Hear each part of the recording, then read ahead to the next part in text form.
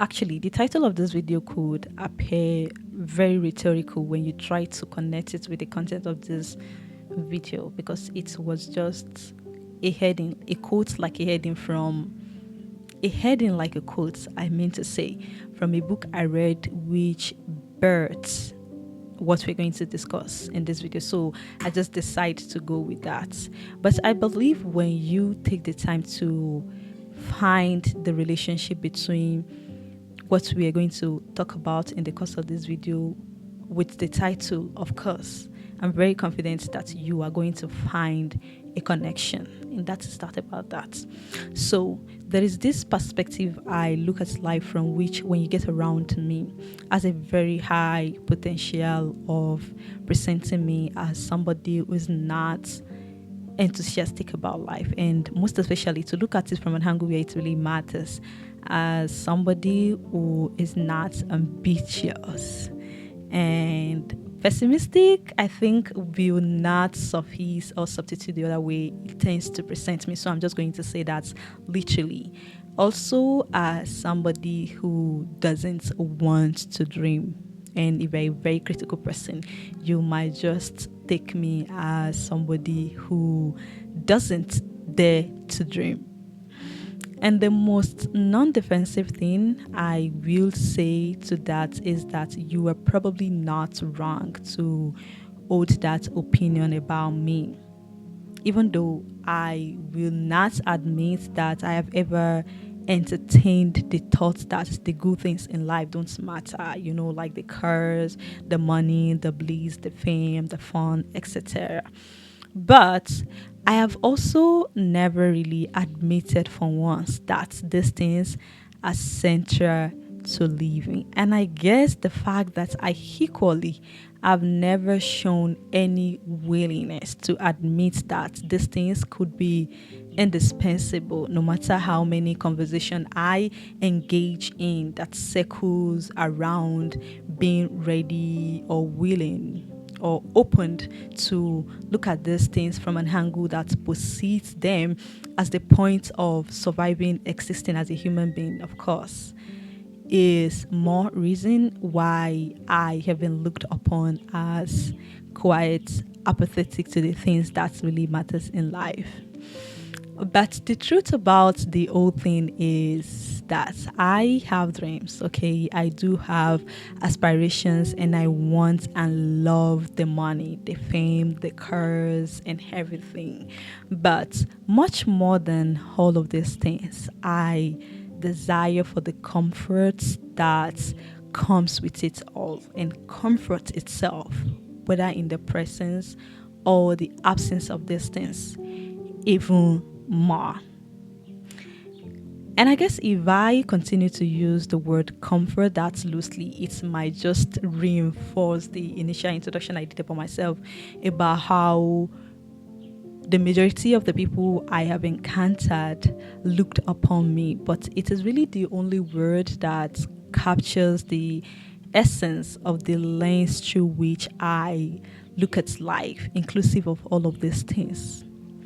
I am ready to give everything up for comfort. And that comfort, I mean both literally and figuratively. Of course, I do have guts, the wit and zeal to go after the things I want in life. But if you ask me, what about the vigor? I can't say, and I'm not ashamed to admit that there is only so much that I am willing to do for the things that matter. I'm only ever ready to fight tooth and nails for the things that are essential to living, because I guess living each day and absorbing all the experiences with as much pleasure as I can is the most important thing to me. Basically, if it looks like it will cost me my comforts, I will just swing to something else, and I don't mind whatever that says about me to the rest of everyone. And the reason why we're talking about this is because I do have an interest to impart my own perception of the height we seek in life to everyone.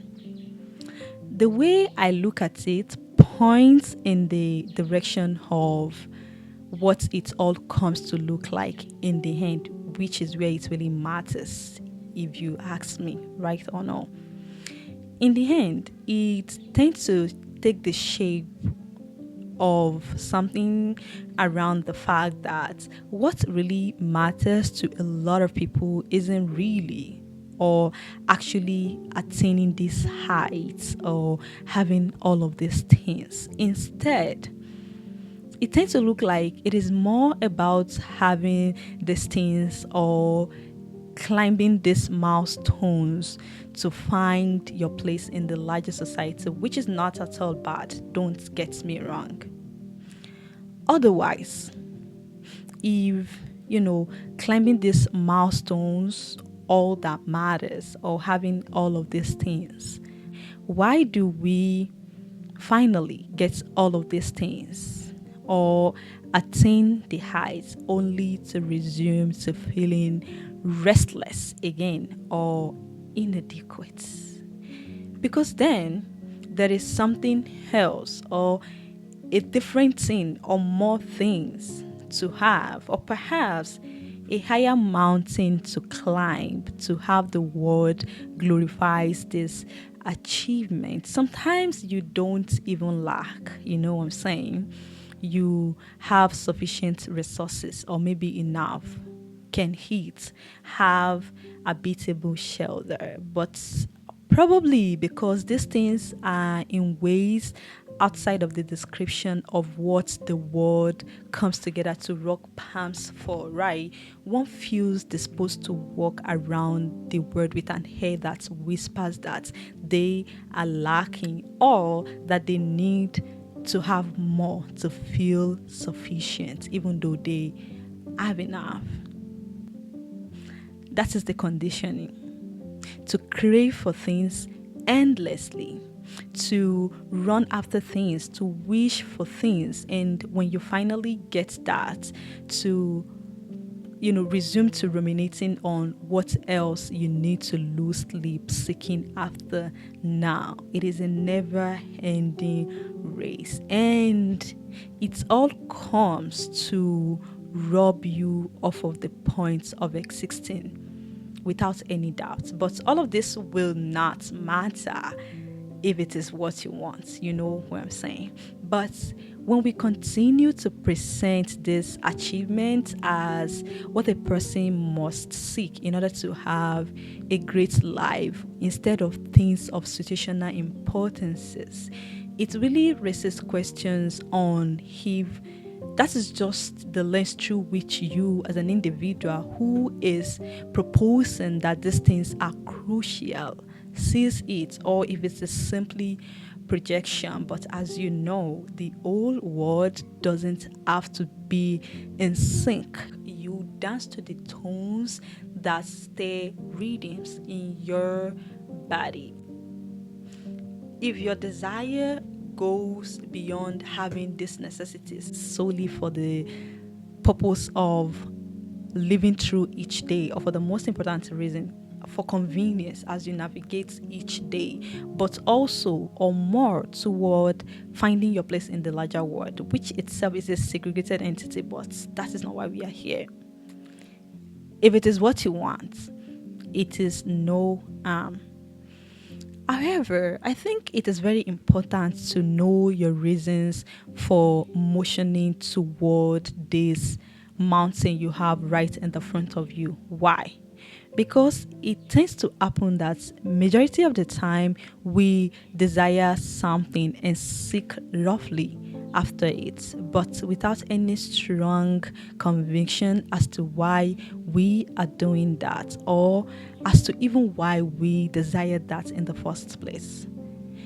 By sitting down to assess your reasons for wanting these things or to come up with a solid convictions as to why you needed that, you can manage to escape the dilemma majority of people tend to face when they finally get to the top of the mountain, which is usually that they get there to start asking questions on if all of the grunting, the climbing, and ocean of sweat was for them to see the word, or if it is in fact for the word to see them.